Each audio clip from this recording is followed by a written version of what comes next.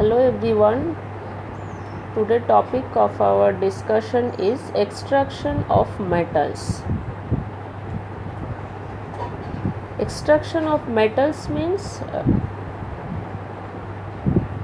metals can be extracted or we can get metals in pure form for different impure form present in nature. Metals present in nature in their different compounds and mixed with other different substances. So these are called impure form of metals. Then from this impure form we can get pure form of metal, and this procedure is called extraction of metals. And the particular subject that deals with the extraction of metals, that is the extraction of pure metals from their impure form, that is called metallurgy. Now, which are minerals? Minerals are the compounds in which the metals are present in nature, and these metal compounds remain mixed with other impurities like sand, mud, soil, limestone, rock, etc. So all of these collectively called minerals. Okay, so in one word, mineral is the impure form of metal. The particular metal compound remain mixed with other impurities. This is called mineral. Now minerals may be two types. One is ores and the another is non-ores mineral.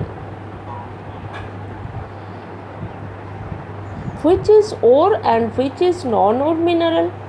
Ores are those minerals from which we can from which we extract pure metal. So ores are those minerals from which we extract pure metal in low cost and in minimum effort. Using minimum effort and in low cost, these two conditions are very important, because industry always looks for profit. So industry will always look for low cost and minimum effort. So ores are those minerals which are used for the extraction of pure metals, whereas there are other minerals from which metals are not extracted, because this procedure involves greater cost and larger cost and greater effort. Okay, so ores are very much important among minerals. There are different ores, names of ores given in your book. I am not going to detail of them. You have to remember the name of ores of different metals given in your book. These ores are very much important. Now let's start about metal extraction procedure. For this metal extraction procedure, we have to take first ores of the metal. The particular metal which we want to extract, we have to take one ore of that metal. The first procedure is the crushing and grinding. This is also called pulverization. What is crushing and grinding? That is, the ores we are taking, we have to crush the ores into fine pieces. This is called crushing and grinding. The next step is concentration of ore, or this is also called dressing. That is, the crushed ores then are concentrated. Concentrated means at this stage some impurities are removed from the ore. That is, ore become concentrated. So this is called concentration of ore. And these impurities of from ore are removed through different procedure. Through gravity separation. Gravity separation is when there will be difference in weight of the ore and the different impurities. Then through gravity separation we can separate them. Next is froth flotation. If there will be the ores have preference towards a particular oil, then the ore can be weighted in that oil and thus can be separated. This is called froth flotation procedure. Magnetic separation, if the ores and the impurities have different attracting tendency towards magnet, then through magnetic separation we can separate them. And the last one is chemical method or leaching. That is, we have to take here some compound in which the ore will be soluble. Then the impurities remain insoluble. Then through filtration the impurities can be removed, and from the soluble ore, if we add some reagent, then the ore can be precipitated out. Thus through chemically we can separate ore from impurities. I am not going to details of these procedures, these are given to your book. So up to this stage, that is concentration, the ores are concentrated up to this stage. For all metals the extraction procedure is same, but after this step the extraction procedure will depend on the reactivity of the metal. We know there are three type metals can be categorized depending on their reactivity into three categories. One is metals of high reactive, metals of moderate reactive, and metals of low reactivity. Metals can be categorized into these three types. Now let's see the activity series of metal. Now this is the activity series of metal.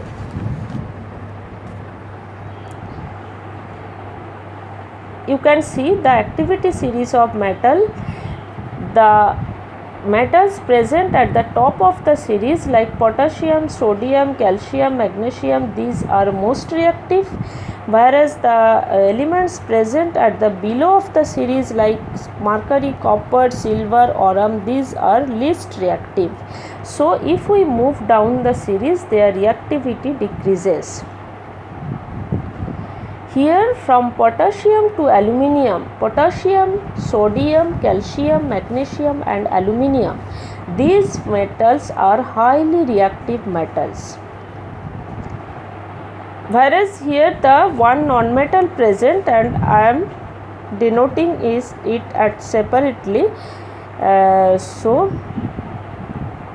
carbon, it is non-metal, so it is placed inside the block. And after carbon, zinc, iron, tin, lead and copper, these are of medium reactivity. So from zinc to copper, these metals have medium reactivity. Here hydrogen is non-metal, so also it is marked. And from copper to aurum, that is copper, mercury, silver, aurum, these are of low reactivity. You can see here copper belongs to both medium reactivity and both low reactivity.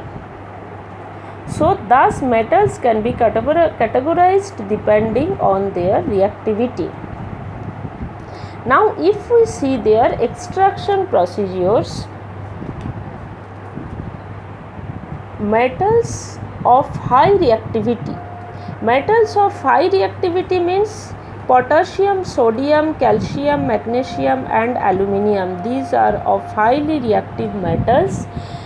These metals can be extracted through electrolysis of their molten ore. And these highly reactive metals like potassium, sodium, calcium, magnesium and aluminium, these metals, as they are highly reactive, so they mainly present in nature combining with highly electronegative anions like halide, oxides. So they mainly present in nature combining with halides like chlorides or oxides or sulfates etc. These are highly electronegative anions. They can combine with these and remain in nature. So in their ores these anions are present. Now through electrolysis from their molten ore we can get the pure metal. For example, sodium. One ore of sodium is rock salt. That is sodium chloride. So we have to, this is rock salt ore of sodium. So you have to use here molten sodium chloride, that is sodium chloride in molten or fused state, on liquid state. And two rods are used. You know electrolysis, about electrolysis, here two rods are used, platinum rods are used, and one is used as anode and the another is used here as cathode. Anode means this is attached with the positive end of battery, and whereas cathode, this is attached with the negative end of battery. Now when electricity passed through the NaCl, fused NaCl, there will be formation of ions, sodium ions and chloride ions.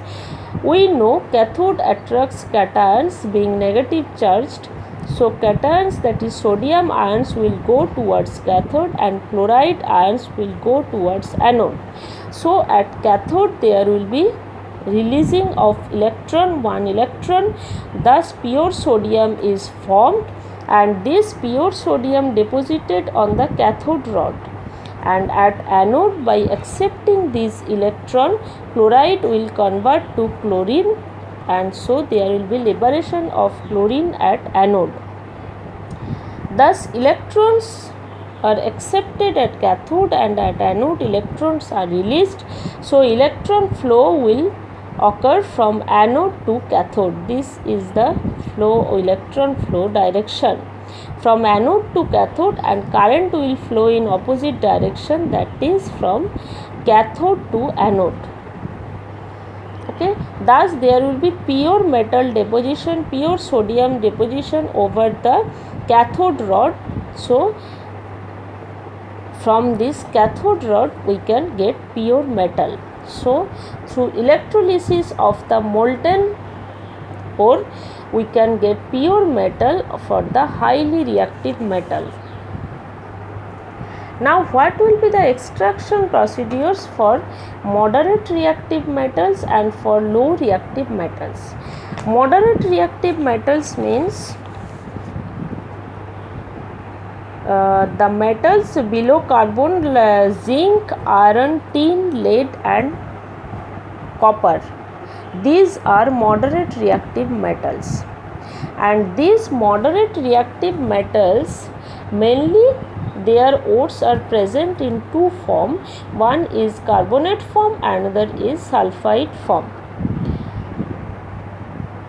Now from these carbonate compounds or the sulfide compounds, we have to convert these compounds into their corresponding oxides. We have to now convert these compounds into their corresponding oxides, because whatever may be the compound metal present, we have to convert the compound into their corresponding oxide, because it will be easier to extract metal from their oxide. So carbonate compound or carbonate ore is converted into corresponding metal oxide through the procedure. This is called calcination. Now what is calcination? If the carbonate ore, say here I am using the extraction, I am taking the extraction of zinc metal. So the carbonate ore of zinc metal, that is calamine zinc carbonate, ore of zinc. This zinc carbonate is heated in a closed chamber in presence of limited oxygen. This is very important. When zinc carbonate heated in closed chamber, that is in presence of limited oxygen, then there will be conversion or formation of zinc oxide solid and carbon dioxide gas will be evolved. This procedure is called calcination, that is the conversion of carbonate into their corresponding oxide in presence of limited oxygen. Whereas in roasting procedure, the sulfide ore is converted into oxide. When we are using the sulfide ore, this is the sulfide ore of zinc, this is zinc blende, sulfide ore of zinc, and this sulfide ore is converted into zinc oxide in presence of excess oxygen, that is in open chamber this is heated. In open chamber, in presence of excess oxygen, when zinc blende is heated, then we get the corresponding zinc oxide, and here sulfur dioxide is evaluated. That is, from both the calcination and in roasting procedure, we will end up with the metal oxides. But the difference is that here we are using limited oxygen, here we are using excess oxygen. Roasting is used for the conversion of sulfide ores, whereas calcination is used for the conversion of carbonate ore. Thus ultimately here we are getting the oxides of metal. Now from these metal oxides we have to obtain the corresponding metal.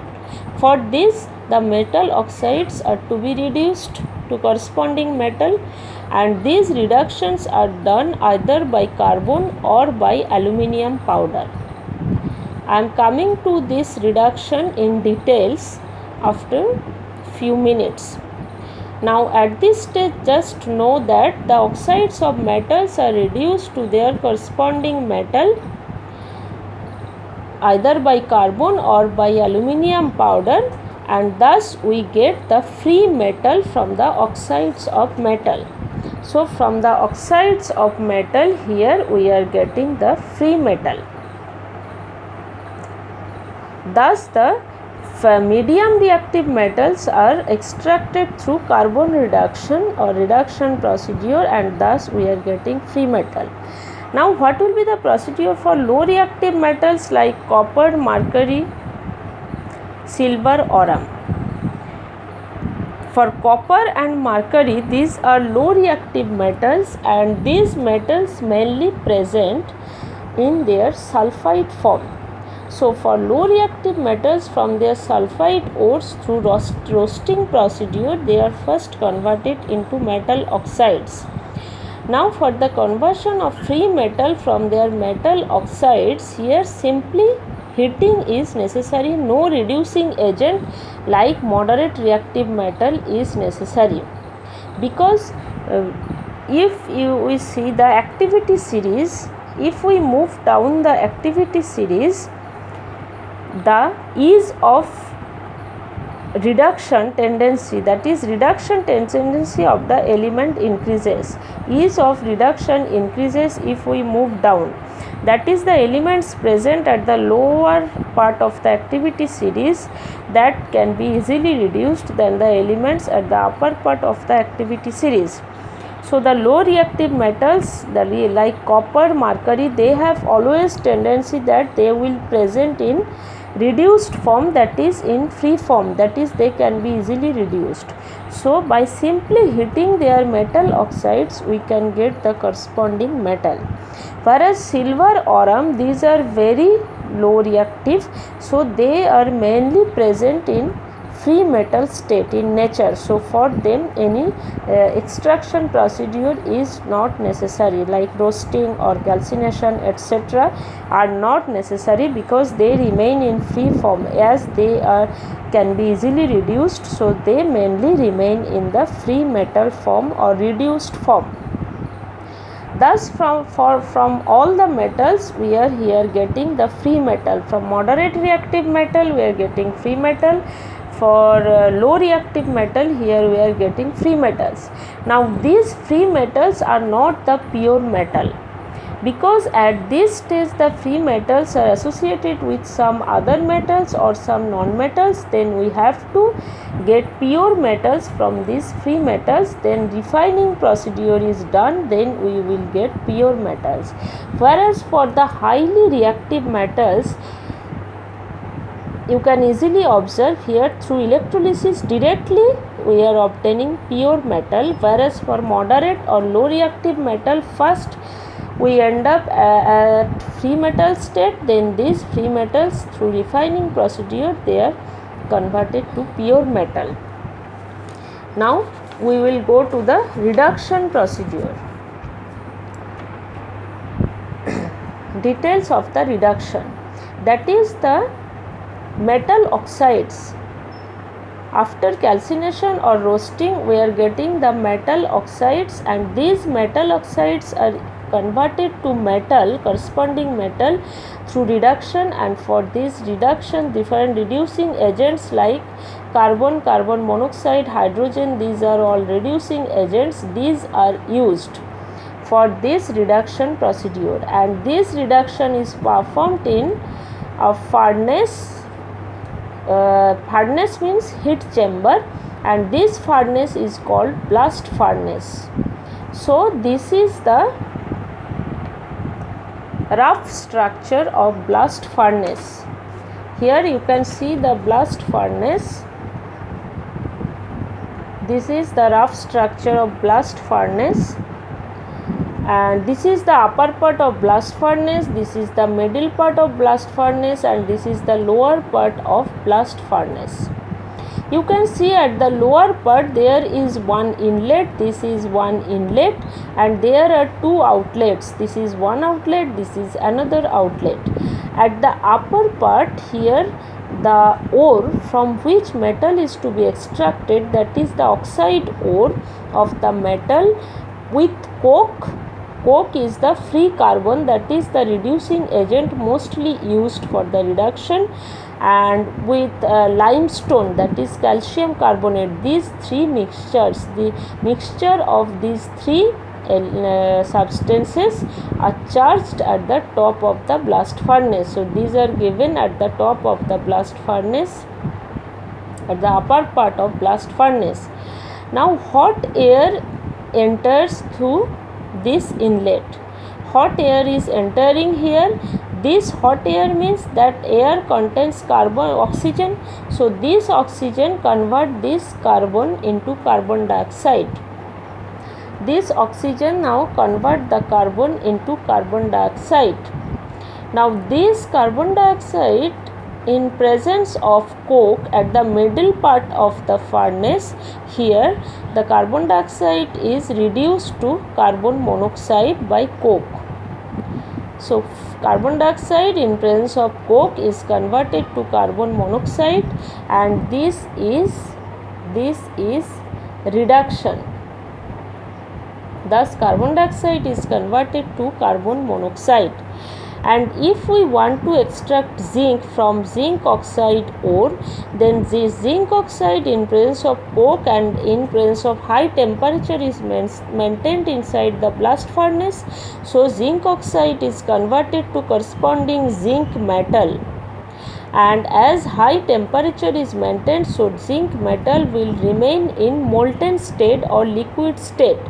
Then this zinc metal in molten state comes out through this outlet. Here molten metal comes out.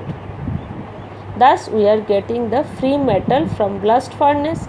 And if we want to extract iron, the ore of iron is iron oxide ore, that is hematite. This is the iron oxide ore of iron, and this hematite is here reduced by carbon monoxide. Then we will get iron. Iron oxide is reduced to iron, and carbon monoxide is oxidized to carbon dioxide. So here we are using carbon monoxide reducing agent. Here one point you can notice that for zinc oxide we are using carbon reducing agent, whereas for iron oxide we are using carbon monoxide reducing agent. Because if we see the activity series of the metals, iron, you can see iron is present below zinc, and we know if we move downward the metals can be easily reduced. So iron can be easily reduced than zinc. So for iron, less powerful reducing agent sufficient to reduce iron. Here carbon monoxide is less powerful than carbon. So carbon is stronger reducing agent. So to reduce zinc oxide, carbon is necessary, whereas iron can be reduced easily. So here carbon monoxide is given weaker reducing agent. Now another thing important here we are using with coke and ore, there is limestone. What is this limestone, or what is the role of the limestone calcium carbonate at this stage? Because with metal different impurities are also present here, and these impurities are called gangue or matrix. These impurities here called gangue or matrix. So these impurities may be acidic impurity, may be basic impurity, but these to be removed. And these are removed by adding some chemical compound. These are called flux. So gangue are removed by adding flux. Then we will get slag. Slag remains in fused form. Thus gangue is converted to slag and removed. So say for most of the cases acidic impurity like silica is present, and this is removed by adding the flux, that is the basic flux. For acidic impurity we have to use basic flux, that is calcium carbonate. Here calcium oxide, carbon dioxide form, and this calcium oxide combines with silica to get calcium silicate, which is removed as slag. As this is remains in fused form, so this outlet slag comes out. Thus impurity can be removed in the form of slag. Whereas for the basic impurity, when the gangue is basic, say iron oxide, then we have to use acidic flux like silica, then iron silicate slag will be formed. And what is smelting? Smelting is the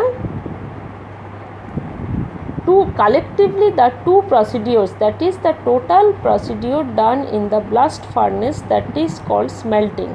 Here two procedures are mainly done. One is the reduction of the metal oxide to their corresponding metal, and the another procedure is the removing gangue by the formation of slag.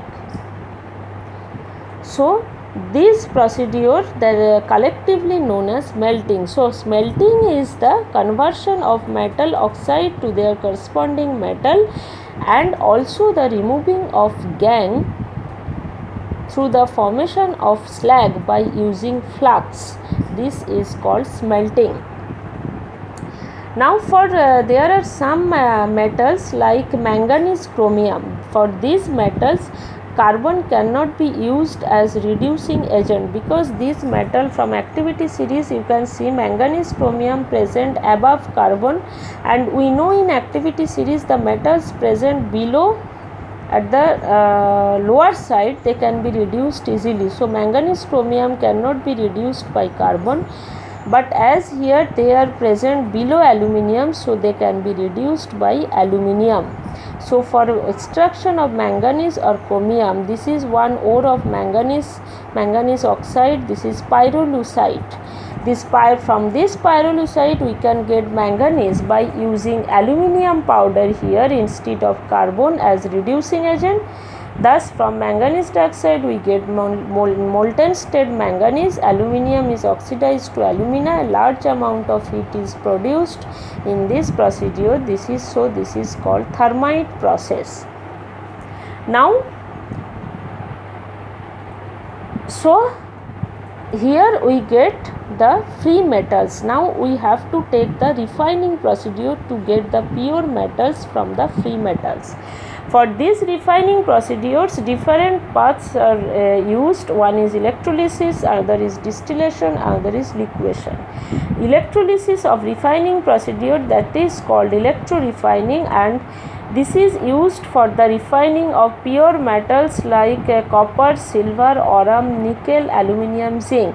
For low reactive metals or the other metals like nickel, aluminium, zinc, this electro-refining is performed to get the pure metal from their free metal. Now what is electro-refining? Here we have to use the electrolyte. The electrolyte, that is the metal ion. The electrolyte should contain the metal ion which we want to extract. Say here I want to extract the copper metal. So here we have to use the copper ion solution. It may be copper sulfate, maybe copper chloride, maybe copper nitrate. Say I am here using copper sulfate solution, and this solution should be acidified, because here this small amount of acid acts as catalyst to generate the corresponding ions, copper ion and sulfate ions.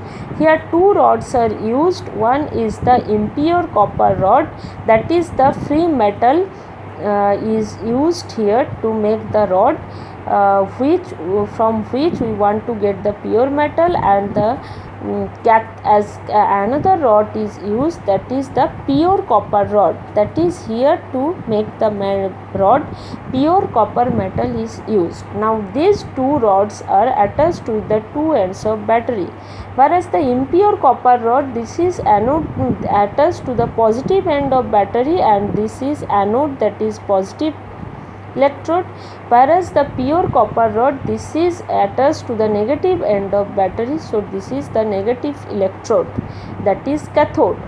Now if electricity passed through battery, then from the copper ion from the solution, that is copper 2 plus ion, that will go towards the cathode. As we know, cathode attracts cations. So copper 2 plus will go to cathode, and by removing at cathode, by removing accepting electrons, there will be deposition of pure copper, that is important, that pure copper over the pure copper rod. Whereas at the anode, as there is impure copper, then this impure copper will lose electron, and this, as we know, at anode oxidation takes place. So from impure copper they lose electron, so and there will be formation of copper 2 plus ion.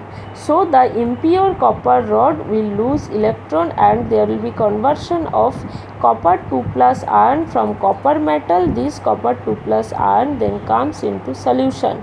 Thus the concentration of copper 2 plus in solution is maintained, because from solution copper 2 plus will go to cathode, and from anode the copper 2 plus comes to solution. Thus more and more electrolysis is performed, more and more copper will convert from anode to copper 2 plus, and more copper 2 plus will be deposited on cathode as copper. So the anode rod becomes thin and the copper rods become thick. Thus there will be more and more generation of pure copper. From impure copper we will get pure copper. With as impurities here with copper, other metals like the metals which are highly reactive than copper, say iron. Impurities here may be of two types. One is more reactive metal, another is less reactive metal. More reactive metal like iron, it is present here. So with copper here iron is also converted, is iron 2 plus comes into solution. Here as iron is less reactive, so it will not go towards the cathode, so iron 2 plus remain in solution. So the more reactive metals, they when they remain as impurity, they remains in solution in iron form, whereas less reactive metal like silver or they also remain as impurity with copper, and yes, they are less reactive, so they have very less tendency to react. So they are very lazy, so they will not react, so they will deposit near the anode. So here will be the deposition of the very low reactive metals like silver or and this deposition near anode occurs, so this is called anode mud. Anode mud mainly contains the low reactive metals. Thus through electrorefining we can get the pure metal. Another procedure is distillation. When for mercury zinc this procedure is used, as we know mercury liquid, zinc has low boiling point, so zinc can be easily, they can be converted into their corresponding vapor by giving heat, and through vaporization these metals can be separated. And another is liquefaction.